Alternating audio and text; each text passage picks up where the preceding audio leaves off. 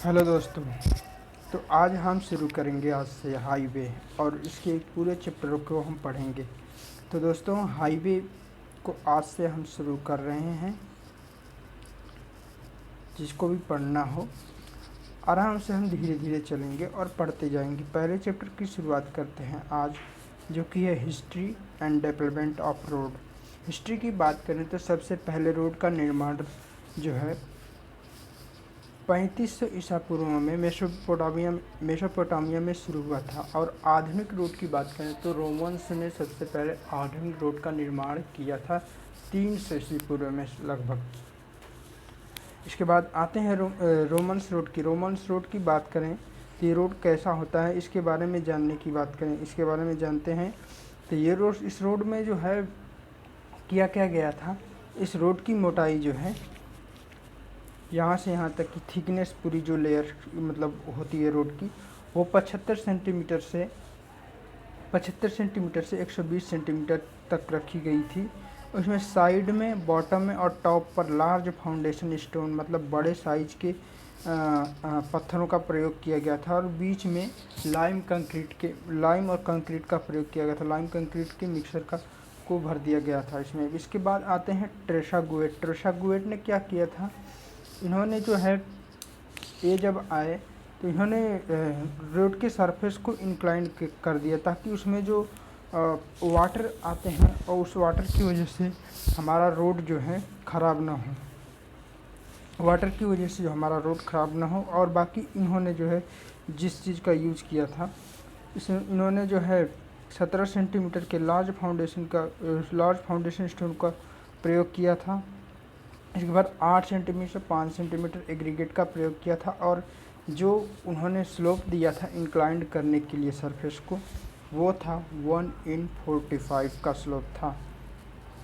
उनका रोड की संरचना की बात करें तो कुछ इस प्रकार की रोड की संरचना थी, जिसमें बॉटम पर उन्होंने लार्ज फाउंडेशन स्टोन का प्रयोग किया था, साइड में भी लार्ज फाउंडेशन स्टोन का प्रयोग किया था और बीच में लाइम कंक्रीट का प्रयोग किया था और इसके सरफेस को इंक्लाइन कर दिया था। इसके बाद आते हैं टेलफोर्ड जो है वो उन्होंने कहा कि सिर्फ सरफेस को इंक्लाइन करने से कुछ नहीं होगा, उसके अगर रोड को और भी ज़्यादा मतलब ड्यूरेबल बनाना है तो उसके सारे लेयर्स को ही इंक्लाइन कर दिया जाए। उसके लिए उन्होंने क्या किया कि बॉटम में जो है 17 से 22 सेंटीमीटर के लार्ज फाउंडेशन स्टोन का प्रयोग किया था, जिससे जो है सारे के सारे सरफेस अपने आप इंक्लाइंड हो गए। जैसे कि यहाँ पर 17 सेंटीमीटर के लार्ज फाउंडेशन का उपयोग कर लिया और यहाँ पर 22 सेंटीमीटर के लार्ज फाउंडेशन का उपयोग कर लिया। और इसके बाद शेष जब नीचे की तरफ स्लोप दे दिया तो शेष में अपने आप ही स्लोप होता चला गया। और इन्होंने जो है अलग अलग थिकनेस में अलग अलग एग्रीगेट को घटते हुए क्रम में ऊपर की तरफ लगाया था, जैसे कि 10 सेंटीमीटर में, 5 सेंटीमीटर में और 4 सेंटीमीटर की थिकनेस में घटते हुए क्रम में ऊपर की तरफ एग्रीगेट का प्रयोग किया था। इसके बाद आते हैं मैकेडम जो है, इन्होंने कहा कि अगर हम सॉइल की गुणों में यानी कि सॉइल की को ही कम्पैक्ट कर दें और उसकी स्टेबलाइजेशन कर दें तो हमें लार्ज फाउंडेशन स्टोन का प्रयोग करने की कोई आवश्यकता नहीं होती है। इसके लिए उन्होंने जो मिट्टी का जो सॉइल का स्लोप रखा था वो 1/30 का रखा था। इसके ऊपर उन्होंने 10 सेंटीमीटर 5 सेंटीमीटर की थिकनेस में क्रमशः 5 सेंटीमीटर 3.75 सेंटीमीटर और 2.5 सेंटीमीटर साइज के एग्रीगेट का प्रयोग किया था, जैसा कि इस फिगर में दिखाया गया है। वाटर बाउंड मैकेडम जो है मैकेडम रोड को ही मतलब सुधारा गया। उसमें जो मैकेडम रोड में काफ़ी छोटे छोटे वाइड्स पाए जाते थे, जिसके कारण उसमें पानी पर्कुलेट करके अंदर चला जाता, जिससे बियरिंग और टीयरिंग की समस्या आ जाती थी। तो वाटर बाउंड मैकेडम में क्या किया गया कि स्टोन डस्ट को वाटर के साथ घोलकर उसके वाइड्स में डाल दिया गया, जिससे कि स्टोन डस्ट जो है वाइड्स को जाकर बंद कर दिए और पानी इवोपरेट हो जाता है, जिससे वो वाइड्स बंद हो जाते हैं और हमारा पेमेंट जो है पूरी तरह से ड्यूरेबल बन जाता है। इसके बाद आता है इंडिया में रोड डेवलपमेंट की बात। तो 1927 ईस्वी में इंडिया में जयकर कमेटी बनाया गया इन रोड के लिए, और इसने अपनी रिपोर्ट को 1928 ईस्वी में सौंपा, जिसके तहत जो है जिसमें कुछ बातें थी, जिसमें पहला है रोड जो है एक सेंट्रल इंटरेस्ट का सब्जेक्ट होना चाहिए, अतः इसे लोकल बॉडीज़ के स्थान पर सेंट्रल गवर्नमेंट के अधीन करना चाहिए। यानी कि जो लोकल लोग रोड बनाते हैं उनसे लेकर के सेंट्रल गवर्नमेंट के अधीन में इसे किया जाना चाहिए। और रोड निर्माण में पैसे की देखरेख के लिए, जो उसमें पैसे लगते हैं रोड निर्माण में, उसे देखरेख के लिए एक संस्था का गठन करना चाहिए, जिसके तहत 1929 में सेंट्रल रोड फंड का गठन किया, मतलब सेंट्रल रोड फंड को बनाया गया। इसके बाद आता है तीसरे नंबर पर रोड निर्माण के लिए नए मानकों के लिए एक संस्था का गठन होना चाहिए, जिसके तहत 1934 ईस्वी में इंडियन रोड कांग्रेस IRC का गठन हुआ, मतलब स्थापना हुई। इसके बाद आता है चौथे नंबर पर रोड के मटेरियल। अगर रोड बना रहे हैं तो उसके मटेरियल के लिए भी हमें कुछ काम करना पड़ेगा, उसके मटेरियल की टेस्टिंग करनी पड़ेगी। तो उसके लिए एक संस्था का गठन करना था। तो उसके लिए 1950 ईस्वी में central road research institute CRRI की स्थापना हुई, जो कि बेंगलुरु में स्थित है। इसके बाद आ जाता है रोड निर्माण एक लंबा प्रोसेस है, अतः इसे छोटे छोटे प्लान के रूप में तैयार किया जाना चाहिए। यानी कि रोड को निर्माण करने के लिए एक छोटे छोटे प्रोजेक्ट के रूप में हम तैयार कर लें। मोटर व्हीकल एक और आता है motor vehicle act. Motor vehicle act की बात करें तो वो 1939 में आया था। मोटर व्हीकल एक्ट 1939 में आया था। इसके बाद आते हैं रोड प्लान्स के बारे में। फर्स्ट इंडियन रोड प्लान, यानी कि फर्स्ट 20 ईयर रोड प्लान्स की बात करें तो ये नागपुर रोड प्लान्स के नाम से जाना जाता है, जो कि 1943 से 1963 के बीच में चला था। इसमें जो है कुल रोड 2 लाख किलोमीटर रोड का निर्माण किया गया, जिसकी डेंसिटी यानी कि जिसकी डेंसिटी 16 किलोमीटर पर 100 किलोमीटर स्क्वायर रखा गया। यानी कि 100 किलोमीटर स्क्वायर के एरिया में 16 किलोमीटर रोड का निर्माण किया जाना था। ये वाला रोड प्लान जो है 2 वर्ष पहले ही, यानी कि 1963 में कंप्लीट किया जाना था, लेकिन 1961 में ही कंप्लीट कर लिया गया, जिसके कारण फिर दूसरा रोड प्लान जो 1961 से ही शुरू किया गया है। इसमें 5 तरह के रोड का निर्माण किया गया। पहले वाले में यानी फर्स्ट 20 ईयर रोड प्लान्स में 5 तरह के रोड का निर्माण किया गया। National highway, state highway, major district road, other district road and village road.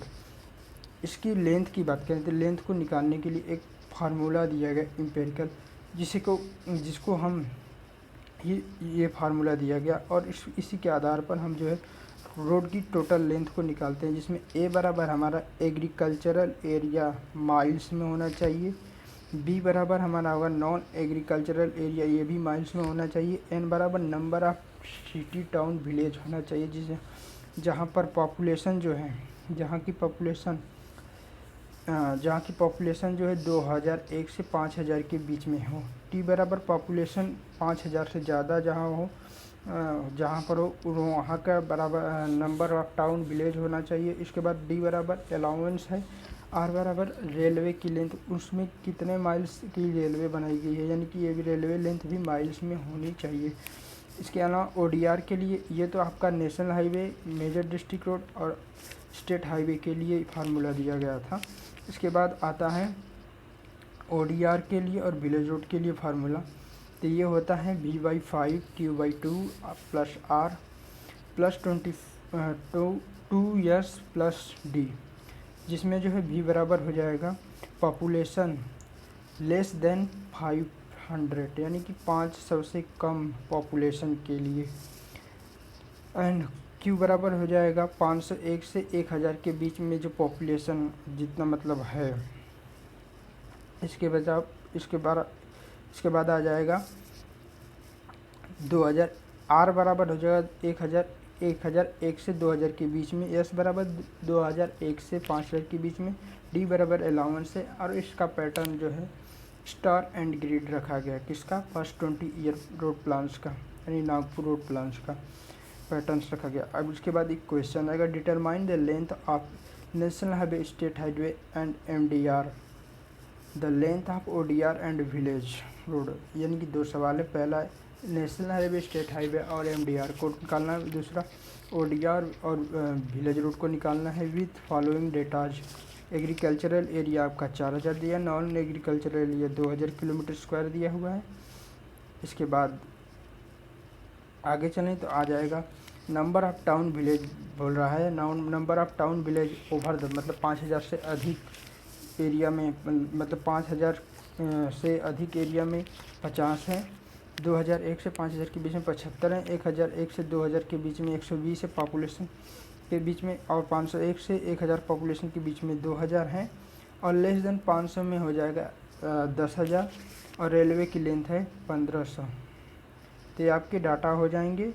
इसके बाद इस क्वेश्चन को करते हैं। इस क्वेश्चन को करने के लिए डाटा जो हम ऊपर लिख लिए हैं, जो इसमें सबसे इम्पोर्टेंट जो होता है माइल्स, किलोमीटर को माइल्स में कैलकुलेट करना, क्योंकि जो हमें लंबाइयाँ दी हुई है क्वेश्चन में वो सब किलोमीटर में दी हुई हैं। जैसे कि रेलवे लेंथ किलोमीटर में दिया हुआ है, इसके अलावा एग्रीकल्चरल एरिया और नॉन एग्रीकल्चरल एरिया ये दोनों भी किलोमीटर्स में ही दिए हुए हैं, तो इनको माइल्स में बदलना पड़ेगा। माइल्स में बदल के इसको लगाते हैं।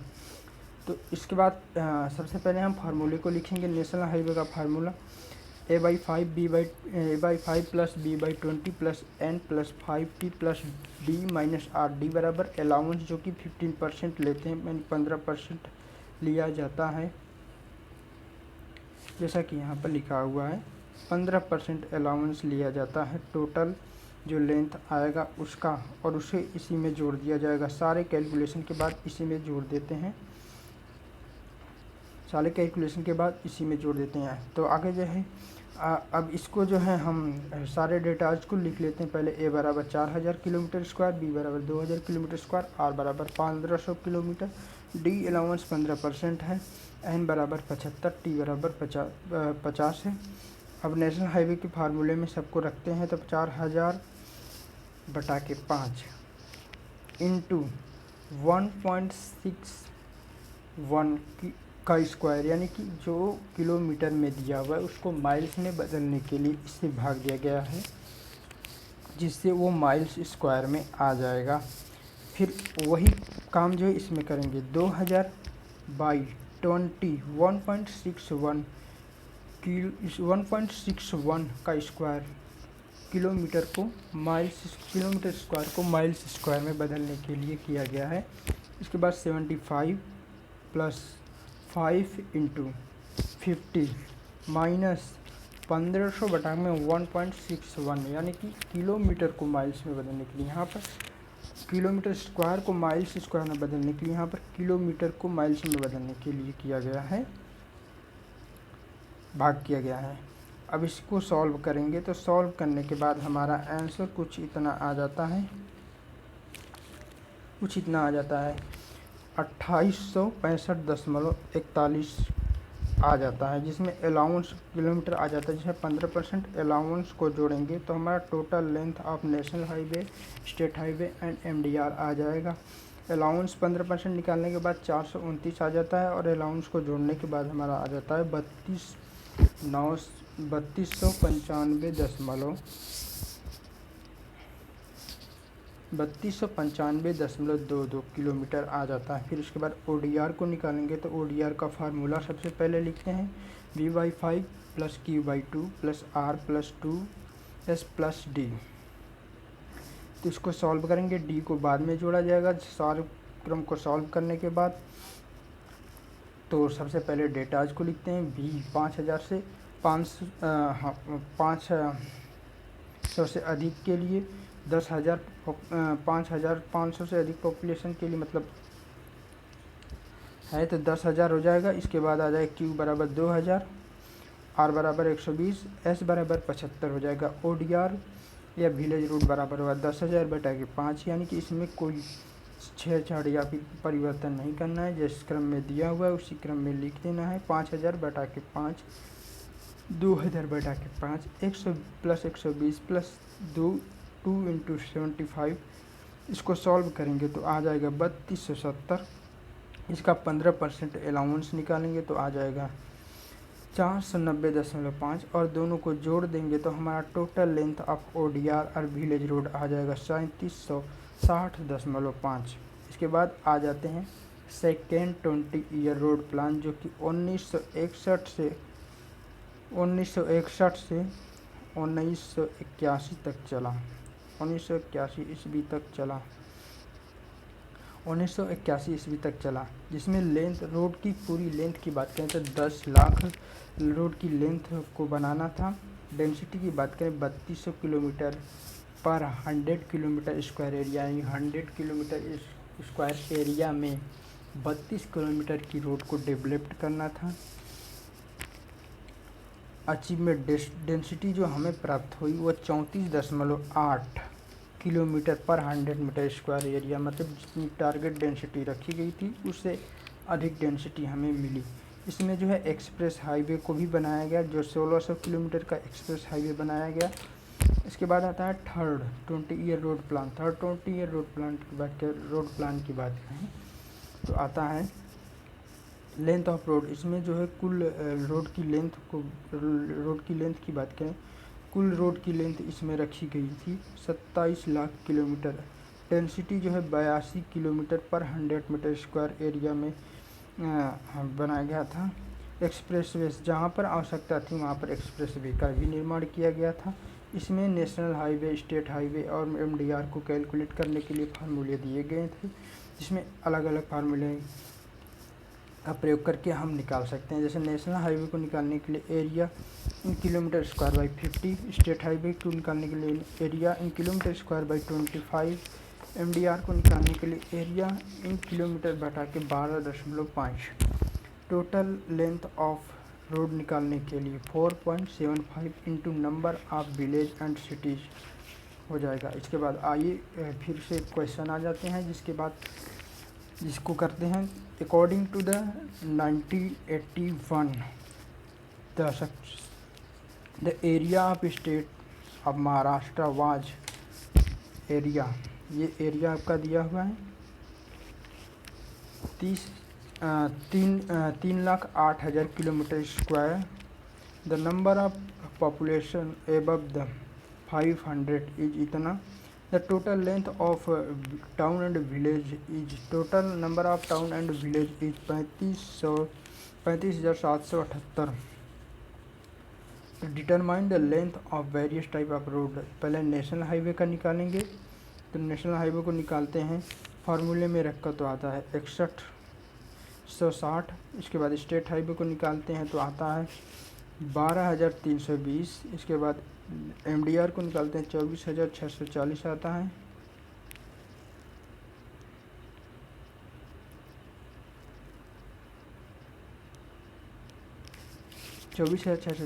है। इसके बाद टोटल लेंथ की बात करें, टोटल लेंथ बराबर हमारा फार्मूला जो कि हम पीछे पढ़े हैं 4.74 into number of town and village. Number of town and village को हम देखें तो 35,778 है। उसको गुणा करने पर आ जाता है 1,69,587.72 किलोमीटर आ जाता है। फिर इसके बाद ODR और विलेज रोड, ODR और विलेज रोड टोटल लेंथ में से अगर हम स्टेट हाईवे, नेशनल हाईवे और MDR को घटा दें तो हमारा टोटल नंबर ऑफ ODR और विलेज रोड आ जाएगा। तो वही काम यहाँ पर किया गया है, जिसमें टोटल लेंथ में से नेशनल हाईवे, स्टेट हाईवे और MDR को जोड़ करके घटा दिया गया, जो हमारा आ गया है 1,26,467.72 किलोमीटर आ गया है। इसके बाद आगे चलते हैं तो रोड पैटर्न्स की बात आती है। पहला रोड पैटर्न आपका आता है rectangular and block type road pattern. जिस rectangular and block type road pattern, ये पूरा एरिया आपका हो जाता है। इस एरिया में जो है छोटे छोटे ये सब रेसिडेंशियल एरिया हो जाएगा। ये आपका सेंट्रल बिजनेस पॉइंट, जहाँ पर सेंट्रल बिजनेस पॉइंट हो जाएगा। और ये जो खाली भाग आपको दिख रहे हैं ये सब आपके हो जाएंगे रोड, ये आपके रोड हो जाते हैं। तो रेक्टेंगल और ब्लॉक पैटर्न कुछ इस प्रकार के होते हैं। इसका यूज जो है सिटी रोड ऑफ चंडीगढ़ में किया गया था, सिटी रोड ऑफ चंडीगढ़, इसका use city road of Chandigarh में किया गया था। दूसरा आता है स्टार एंड ग्रिड पैटर्न, जिसमें जो है सेंट्रल बिजनेस को बीच में रखा जाता है और रेजिडेंशियल एरिया इस यहाँ पर आ जाती हैं सब। इसके बाद आ जाता है रोड की बात, तो रोड जो है यहाँ से ये निकल जाते हैं। कुछ इस प्रकार से होता है हमारा star and grid pattern, star and radial block pattern, star and radial block pattern, star and radial और circular pattern, star and radial and circular pattern, जिसमें जो है सेंटर में बिजनेस पॉइंट को सेंट्रल बिजनेस पॉइंट को रखा जाता है और रोड को जो है सर्कुलर एरिया में, ये सब रोड हैं और यहाँ पर जो है बिजनेस को रखा जाता है बीच में, और इसको जोड़ने के लिए ये बाकी के रोड यहाँ से बाहर निकल जाते हैं, जिसको हम कहते हैं star or radial and circular pattern, जिसको, तो ये कुछ इस प्रकार का होता है। इसके बाद होता है star and or radial and grid pattern, star and radial and grid pattern, जिसमें जो कि कुछ इस प्रकार से होता है, जो कि हेक्सागोनल पेंटागन की तरफ कुछ होता है और इसकी आकृति ऐसे होती है, जिसमें सेंटर में सेंट्रल बिजनेस पॉइंट होता है और इसके चारों तरफ ये रेड कलर से जो दिखाया गया है ये रोड हो जाएंगे, ये आपका हो जाएगा। इसके बाद ये हो जाएगा आपका रेसिडेंशियल एरिया, जो कि ब्लॉक टाइप का दिखाया गया है। आगे चलें तो ये हमारा होता है स्टार एंड ग्रिड पैटर्न, यानी star radial star and grid, radial और स्टार एंड ग्रिड पैटर्न हो जाएगा। इसके बाद आता है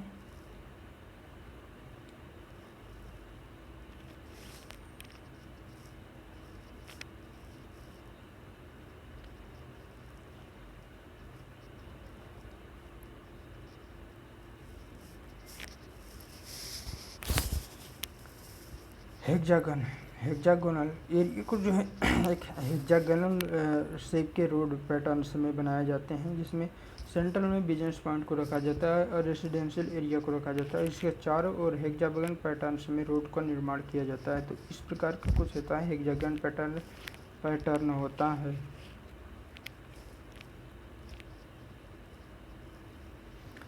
आगे चलें तो रोड अलाइनमेंट आता है। रोड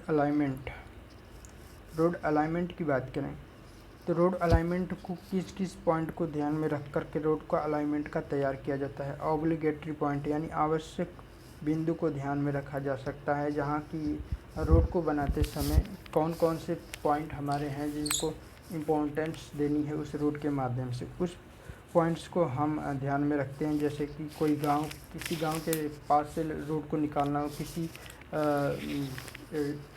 कहीं इंडस्ट्रियल एरिया है अगर उसको फ़ायदा होता है तो उसके पास से रोड को निकालना हो, उसको ध्यान में रखा जाता है। और इसके बाद आता है ट्रैफिक, फ्यूचर ट्रैफिक को ध्यान में रखा जाता है, जैसे कि आगे फ्यूचर में इसमें कितना और ट्रैफिक बढ़ेगा, इसको ध्यान में रखा जाता है। फिर जियोमेट्रिक फीचर्स, वहाँ पर कितना कर्व है, कर्व देना है, क्लियरेंस देना है। इसके अलावा वहाँ पर एरिया है या फिर डिप्रिसिएशन है, ये सब जियोमेट्रिक फीचर्स को देखा जाता है। इकोनॉमिक्स को, इसके बाद आता है इकोनॉमिक, यानी हमें रोड बनाने के लिए कितना फंड मिला है, यानी हमारे पास कितना पैसा है। अदर कंसिडरेशन पॉइंट यानी सेफ्टी को ध्यान में रखा जाता है और ड्रेनेज को ध्यान में रखा जाता है। वहाँ पर रोड बनाना कितना सेफ़ है ये देखा जाएगा, और वहाँ पर रोड बनाने से ड्रेनेज में कितना ड्रेनेज हमारा सही से हो जा रहा है या नहीं ये देखा जाएगा। इसके बाद सर्वे की बात करें तो सर्वे में ये क्रम हमारा इम्पॉर्टेंट होता है। मैप स्टडी, रिकॉग्नाइजेशन, प्रीलिमिनरी सर्वे, इसके बाद फाइनल एंड डिटेल सर्वे। पहला आता है मैप स्टडी। मैप स्टडी किसे कहा जाता है, possible alignments and natural features, यानी कि वहाँ उस एरिया से कौन कौन से अलाइनमेंट हैं जो पॉसिबल हैं हमारे वहाँ से ले जाने के लिए, उस अलाइनमेंट को चेक किया जाता है और वहाँ के नेचुरल फीचर्स के बारे में देखा जाता है। Recognisation, check the point on site, जो हमारे मैप में साइट को दिखाया गया है उस साइट को जाकर हम उस चीज़ को जाकर हम साइट में देखते हैं, उसको चेक करते हैं और कुछ छूट गया हो तो उसे भी नोट कर लेते हैं। प्रिलिमिनरी सर्वे बेस्ट अलाइनमेंट का चुनाव इसमें किया जाता है। जो हमने अलाइनमेंट एरिया में देखा कि कौन कौन से अलाइनमेंट पॉसिबल हैं, कौन कौन से अलाइनमेंट हमारे पॉसिबल हैं उस एरिया में, उस सारे अलाइनमेंट को देख करके उसमें से बेस्ट अलाइनमेंट का चुनाव किया जाता है, उसमें से बेस्ट अलाइनमेंट का चुनाव किया जाता है। इसके बाद फाइनल और डिटेल सर्वे, चुने गए अलाइनमेंट को डिटेलिंग कर ली जाती है। जो अलाइनमेंट के हम चुने हैं उस पर डिटेलिंग कर ली जाती है। प्रिलिमिनरी सर्वे निम्नलिखित सर्वे किया जाता है। कौन कौन से?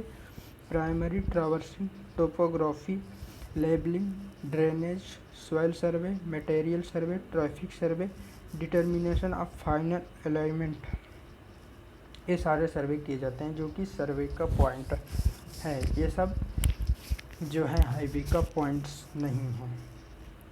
तो थैंक यू दोस्तों, आज के लिए इतना ही। मिलेंगे अगले वीडियो में जिसमें हम ज्योमेट्रिक डिज़ाइन की बात करेंगे, और हम धीरे धीरे चलकर पूरे हाईवे को ख़त्म करेंगे। धन्यवाद।